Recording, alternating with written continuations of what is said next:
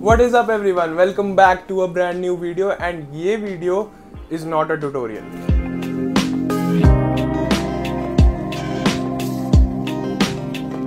I bought a LG ultra wide monitor. तो आज की वीडियो में हम इसकी अनबॉक्सिंग करेंगे और हम करेंगे इसका review cause I bought this monitor after a lot of research. पिछले एक हफ्ते से I am researching कि मेरा बजट है 20,000 से नीचे और मुझे चाहिए 34 इंच का IPS monitor. 34 inch IPS monitor 20,000 के नीचे was a challenge to find, but I found one। और अब चलो इसका रिव्यू करते हैं। तो देखते हैं सबसे पहले इसके बॉक्स में क्या है और आगे चलने से पहले मुझे इंस्टाग्राम पे फॉलो कर लेना एंड वीडियो को लाइक कर दो और चैनल को सब्सक्राइब कर लेना। तो चलो फटाफट से वीडियो की तरफ चलते हैं। तो guys here is our monitor और भाई इतना बड़ा मॉनिटर है। अभी मेरा टेबल इज काफी बिग और इस पे यहाँ पे देखो कुछ जगह बची नहीं है। इसका डब्बा इतना बड़ा है। इसको अनबॉक्स करते हैं।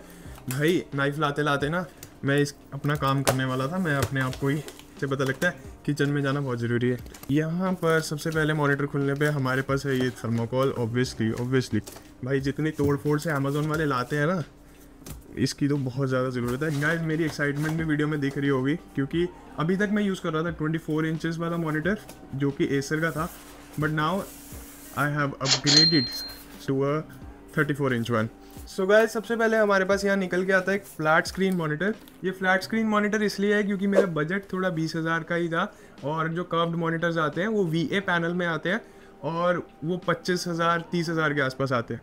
तो IPS पैनल कर्व्ड में आना बहुत मुश्किल है। वो बातें हम आगे करते हैं। अभी हम पहले इसको अनबॉक्स कर लेते हैं और स्क्रीन को बाहर निकाल लेते हैं।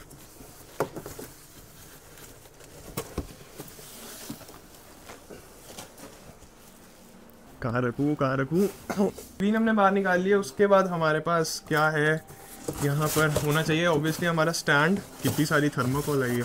और यहाँ पर है हमारे पास एक ये सींग जैसा दिखने वाला स्टैंड। सींग जैसा दिखता है भाई।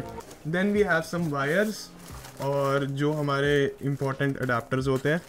तो चलो अभी हम इसको असेंबल करते हैं। सो गाइस अभी मैंने यहाँ पे अपने मॉनिटर को उल्टा लेटा दिया है। उल्टा इसलिए लेटाया क्योंकि इसके जितने भी अटैचमेंट जो स्टैंड लगने हैं वो मैं पीछे लगा दूंगा, देन इसको खड़ा करेंगे। मैं सोच रहा था कि इसको यहाँ पे रखूंगा बट मुझे लगता नहीं है कि यहाँ पे पॉसिबली आ सकता है, तो मैं इसको सामने ही रखूंगा। तो उसको हम सेटअप को बाद में ऑर्गेनाइज करते हैं। अभी मैं पहले अपना मॉनिटर एक बारी खड़ा कर लेता हूँ, इसको असेंबल कर लेता हूँ। असेंबल करने के लिए हमारे पास दो चीज़ें आई हैं, दो स्टैंड आए हैं। सबसे पहले तो ये वाला स्टैंड है, इसको ओपन कर लेते हैं एंड ये जो स्टैंड है ये स्टैंड इसमें यहाँ पे जाएगा, पर मुझे लगता है पहले मुझे इसके नीचे वाला लगा लेना चाहिए ना। तो गाइज यहाँ पे पहले ये जो दो अलग अलग आए हैं, पहले इसको ऐसे जोड़ना है एंड देन ये स्क्रू को टाइट करना है एंड बहुत ही इजी प्रोसेस है इसकी इंस्टॉलेशन का। इससे ज़्यादा मुश्किल तो 24 इंच वाला था, पर अभी मैं इसको घुमा के एक बार इंस्टॉल कर लेता हूँ। एंड रिमेंबर कि अगर तुम ले रहे हो तो इसको बहुत ज़्यादा टाइट कर लेना, मतलब अच्छे से तोड़ मत देना पर अच्छे से टाइट कर लेना क्योंकि इस पर तुम्हारी स्क्रीन टिकी है और तुम नहीं चाहते कि तुम्हारी स्क्रीन गिरे या टूटे। तो मैंने इसको अच्छे से टाइट कर लिया। हमारा जो मॉनिटर है इस पे मैं ये कुछ इस तरह से लगा दूंगा,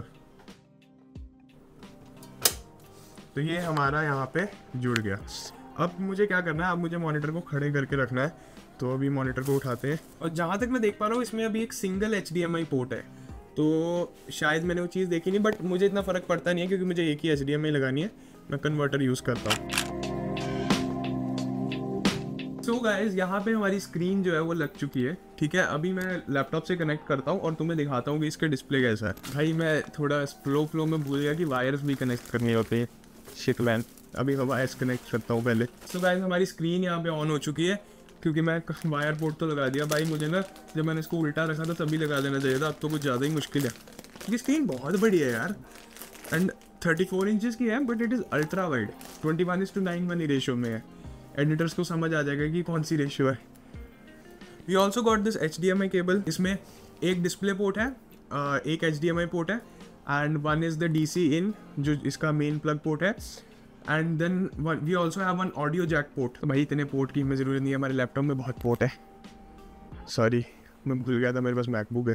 भाई कितनी ये इतना मुश्किल क्यों है, एक तो इतना बड़ा है, मैं अपना सिर भी नहीं घुसा पा रहा इसमें। भाई मुझे डर लग रहा है कि मैं इसको तोड़ ही ना दूँ ये सब करते करते।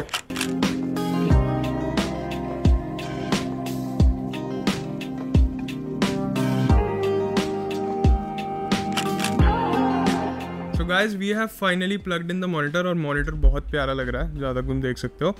अभी हम इस पर कुछ ऐप्स चला के देखेंगे, तो सबसे पहले इसकी स्पेसिफिकेशंस की बात कर लेते हैं। सो ये 34 इंच का 21:9 रेशो वाला ultra wide full HD monitor. तो जहाँ तक मुझे रेजोल्यूशंस के बारे में पता है, 3 तरह के रेजोल्यूशंस आते हैं, नहीं काफ़ी तरह के आते हैं। इस रेंज में रेजोल्यूशंस आते हैं QHD, 4K and also full HD। तो QHD आई थिंक, भाई मुझे इस don't quote me on this, मुझे नहीं पता, मैं सिर्फ अपनी रिसर्च के अकॉर्डिंग गेस लगा रहा हूँ। The one I ordered is full HD, जो कि है 2560x1080 2560 because of its width. So ये 100 हर्ट्ज का रेजोल्यूशन है, मुझे पता है हर्ट्ज कम है, मेरा पिछला वाला वॉज 144 हर्ट्ज एंड 5 ms का रिस्पॉन्स टाइम है and sRGB 99% and also it is IPS that's important. अब अगर मैं तुम्हें बताऊं कि मैंने ये वाला मॉनिटर क्यों लिया, तो आज की डेट पे ये अमेजोन पे अराउंड 23,000 के आसपास है।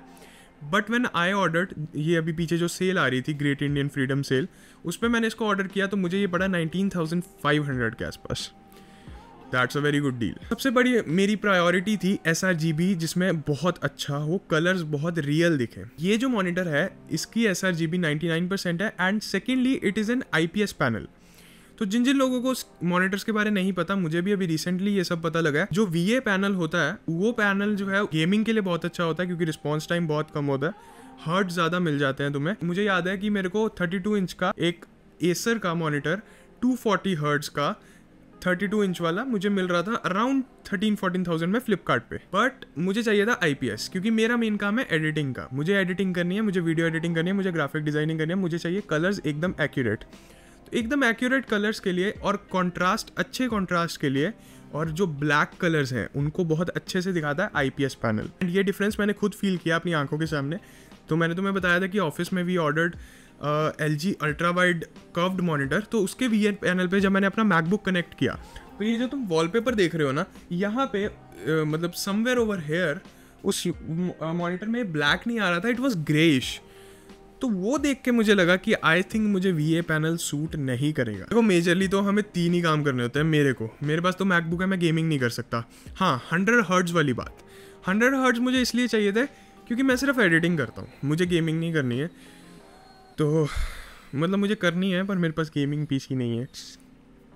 अब बहुत ज़्यादा काम मैकबुक पे होता है एंड मैं सारा टाइम सिर्फ एडिट करता हूँ या मूवीज़ देखता हूँ या वीडियोस देखता हूँ। तो मुझे लगा कि मेरे लिए बेस्ट ऑप्शन रहेगा IPS पैनल 100 हर्ट्ज मेरे बजट के अंदर। तो गाइज अब मैं तुम्हें दिखाता हूँ कि मैंने ये 34 इंच का मॉनिटर क्यों लिया। सबसे पहला रीज़न तो जब मैं टाइमलाइन खोलूँगा ना, तुम्हें तभी समझ आ जाएगा कि मैंने ये क्यों लिया। एज यू कैन सी कि मेरी जो टाइमलाइन है भाई कितनी बड़ी हो गई है भाई, कैन यू सी दैट? मैं कितना एडिट कर सकता हूँ भाई इसमें easily. This is what the actual aspect ratio is, you see. ये है अभी जो मुझे एक्चुअल में मिल रही है भाई, इतना सा दिखता है मुझे टाइमलाइन में। So guys thank you so much for watching this video and अगर तुम्हें वीडियो पसंद आई हो तो प्लीज़ लाइक कर देना, चैनल को सब्सक्राइब कर देना, और अगर तुम्हें इस मॉनिटर के बारे में कुछ पता लगा मेरे थ्रू, सो थैंक यू बोल देना, कमेंट्स में थैंक यू बोल देना, ठीक है। तो मुझे सब्सक्राइब कर लेना, बिकॉज मैं ऐसी क्रेजी वीडियोस लाता रहता हूँ। मैं टेक रिव्यूज़ नहीं करता, मैं आफ्टर इफेक्ट्स का एडिटर हूँ, मैं ट्यूटोरियल्स बनाता हूँ। अगर तुम्हें इसके रिलेटेड अपडेट्स लेने हैं तो मुझे इंस्टाग्राम पे DM कर देना। सो ठीक है guys, thank you so much for watching till here, I will see you in the next one, bye bye.